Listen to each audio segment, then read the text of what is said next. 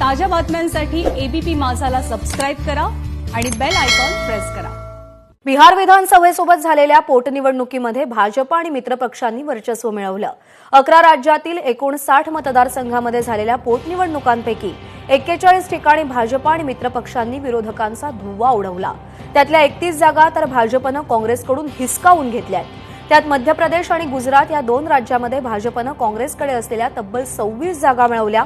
मध्य प्रदेशमध्ये पुन्हा सत्तेत येण्याचं काँग्रेसचं स्वप्न अक्षरशः धुळीस मिळालं आणि भाजपचं शिवराज सिंग चौहान सरकार स्थिर झालंय। मध्य प्रदेशमधल्या 28 पैकी 19 जागा भाजपनं जिंकल्यात, तर गुजरातमध्ये सगळ्या 8 जागा भाजपनंच जिंकल्यात। मणिपूरमध्ये भाजपला 4 जागांचा फायदा झालाय, तर काँग्रेसनं त्यांच्या 5 जागा या गमावलेल्या आहेत।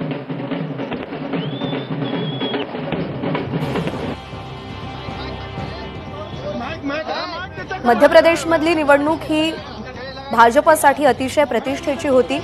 ज्योतिरादित्य शिंदे हे काँग्रेसमधून भाजपमध्ये गेल्यानंतर मध्य प्रदेशमध्ये पोटनिवडणुका जाहीर झाल्या होत्या आणि मध्य प्रदेशमध्ये भाजपला मोठा विजय मिळाला आणि शिवराज सिंग चौहान सरकार हे स्थिर झालेलं आहे।